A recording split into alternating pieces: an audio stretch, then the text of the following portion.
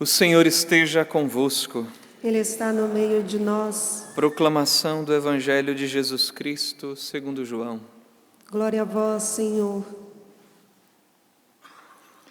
Naquele tempo, Jesus ergueu os olhos ao céu e rezou, dizendo: Pai Santo, eu não te rogo somente por eles, mas também por aqueles que vão crer em mim pela sua palavra, para que todos sejam um, como tu, Pai, estás em mim e eu em ti, e para que eles estejam em nós, a fim de que o mundo creia que tu me enviaste. Eu dei-lhes a glória que tu me deste, para que eles sejam um como nós somos um, eu neles e tu em mim, para que assim eles cheguem à unidade perfeita e o mundo reconheça que tu me enviaste e os amaste, como me amaste a mim. Pai, aqueles que me deste, quero que estejam comigo onde eu estiver, para que eles contemplem a minha glória, glória que tu me deste, porque me amaste antes da fundação do universo. Pai justo, o mundo não te conheceu, mas eu te conheci. E estes também conheceram que tu me enviaste. Eu lhes fiz conhecer o teu nome e o tornei conhecido ainda mais, e o tornarei conhecido ainda mais, para que o amor com que me amaste esteja neles, e eu mesmo esteja neles. Palavra da salvação. Glória a vós, Senhor.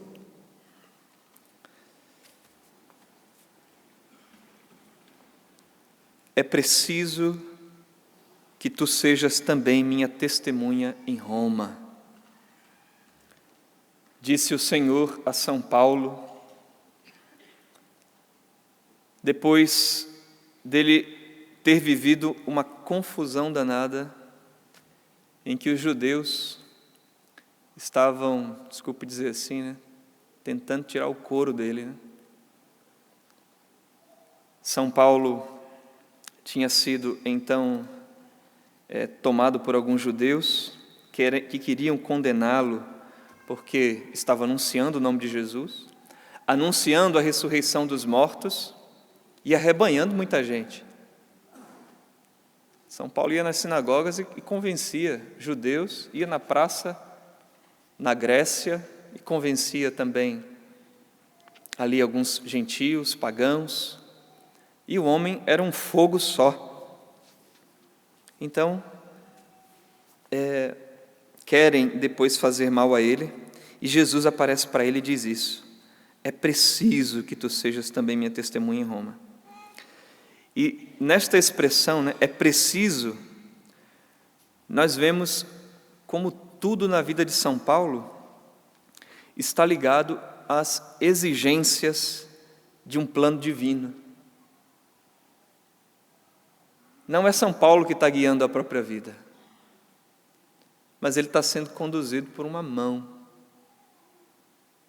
pela mão de Deus, pela vontade de Deus. É preciso.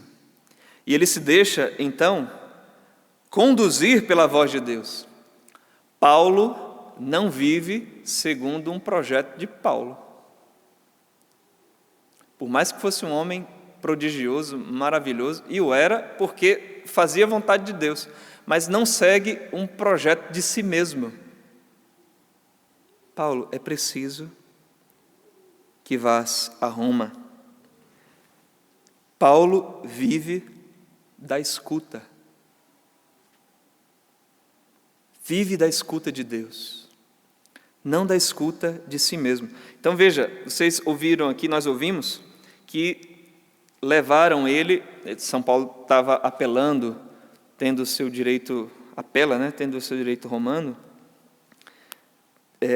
de ser julgado por César, ele vai fazer isso, Mas aqui a gente vê que, então, fariseus e saduceus que estavam querendo condená-lo, levam São Paulo a um tribuno romano, e ele quer ver o que está acontecendo. Então, porque eles não condenavam ninguém, né, quem tinha direito romano, sem ter sua defesa. E aí põe lá os judeus de um lado, São Paulo de outro, e quer ver quem é que tem razão. E aí São Paulo, muito esperto, como diz o texto, sabendo que tinha ali fariseus como ele, que acreditavam em anjos, em espíritos, na ressurreição. Os saduceus não, ele só diz isso, olha, irmãos, eu estou sendo julgado porque eu estou falando sobre a ressurreição dos mortos, e se afastou. Só disse isso e deixou o pau comer, né? Desculpa a expressão. E aí, os judeus que estavam contra Paulo se dividem ali no meio, saduceus e fariseus dizem, não, e se um anjo tiver falado com ele? E não sei, eu não vejo problema nesse homem, dizem os fariseus. E aí começa o rebuliço, o alvoroço. E aí o tribuno diz, não, vou tirar Paulo daí, senão vão despedaçá-lo. E retira Paulo. Veja, é nesse contexto aí que diz o texto, diz assim, olha, na noite seguinte, o Senhor aproximou-se de Paulo e disse, tem confiança. Assim como tu deste testemunha de mim em Jerusalém, é preciso que tu sejas também minha testemunha em Roma. Veja, no meio da confusão, a vida dela ameaçada, ainda fica ainda por muito tempo, o pessoal fica até querendo fazer uma emboscada, os romanos têm que fazer uma guarnição para levar Paulo.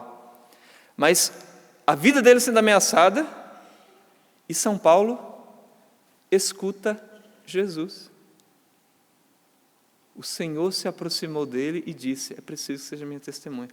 Veja, às vezes uma das coisas que menos a gente faz, na hora da dificuldade, na hora da confusão, é escutar Deus. A gente quer falar, a gente quer brigar, a gente quer agir. E São Paulo está escutando. No meio da tempestade, o que é que Deus quer falar a nós? O que é que Deus quer falar a você, quer falar a mim? Paulo vive da escuta. E São Lucas, que está aqui dizendo estas coisas de forma narrativa, São Lucas era o companheiro de Paulo, está narrando essas coisas. Ele diz o mesmo que São Paulo vai dizer de si mesmo. Já não sou eu que vivo, é Cristo que vive em mim. São Lucas está narrando aqui que São Paulo não vive para si mesmo. É preciso. São Paulo vive segundo a vontade de Cristo. É Cristo vivendo nele. É preciso que você faça isso, é preciso que você faça aquilo. A gente tem escutado o Espírito Santo conduzindo a vida dos apóstolos. E isso é uma característica dos discípulos de Cristo, deixar que a sua vida seja conduzida não por si mesmo, mas pelo Senhor. Porque o próprio Senhor também vivia assim. O próprio Jesus vivia assim em relação ao Pai. Ele diz assim, não crês que eu estou no Pai e que o Pai está em mim? As palavras que eu vos digo, não as digo por mim mesmo, não as digo em minha própria autoridade, mas o Pai que habita em mim realiza suas obras. Jesus vivia assim, o Pai que habita em mim realiza suas obras. São Paulo, não sou eu que vivo, é Cristo que vive em mim. Porque vive da escuta. É uma vida abandonada de si mesmo. Vida abandonada à vontade de Deus. Do contrário, se não tem escuta, nós projetamos coisas e a realidade tem que obedecer a nós. Quando a gente não escuta, a gente diz, então tem que ser assim. E tudo tem que obedecer à nossa vontade, à minha vontade. Mesmo projetos de evangelização, a sua casa, a sua família, não, tem que ser assim, tem que ser desse jeito. E a gente não escuta. Não para ler os sinais de Deus em todas as coisas. Repito, São Paulo, com a vida arriscada, escuta e faz o que Deus quer. E Deus se serve dele, né? Ele tinha direito romano, então ele vai apelar para isso. E Deus se serve para chegar até Roma. Veja, nós somos discípulos do Mestre Jesus e precisamos escutar Jesus, como São Paulo escutou à noite. O Espírito recorda o que Jesus disse. Jesus disse o que o Pai queria. É assim. O Espírito recorda a Jesus, o que Jesus disse, e Jesus dizia o que o Pai queria. E assim também deve ser a nossa vida. Nós escutamos a palavra da igreja, que é impulsionada pelo Espírito, que diz o que Jesus disse, o que o Pai queria que ele dissesse. Então, nós cremos na palavra de Deus pregada pela igreja, é o que Jesus está dizendo aqui. Pai Santo, eu não te rogo somente por eles, mas também por aqueles que vão crer em mim pela sua palavra. Nós, que vamos crer pela pregação da igreja. Nós precisamos escutar a voz do Mestre. Nós precisamos escutar Jesus. E na prática, meus irmãos, para ir finalizando, na prática, quanto mais eu conheço o que a igreja ensina, mais eu escuto e não faço só o que eu quero, o que eu penso. Por exemplo, se eu vou lá e escuto o que a igreja diz sobre o sacerdócio, o que é o padre, o que é a vida dele, como é a sua espiritualidade, como ele deve viver, o seu munus de governar, de santificar, de santificar, né, pelos sacramentos, como é que deve viver. Então eu vou lá, aprendo como ele deve viver a Santíssima Eucaristia. Então você vê, se eu escuto, eu vou dizer, é assim que tem que ser. Eu não vou fazer do meu jeito. A mesma coisa, os casados, que é o matrimônio, como viver.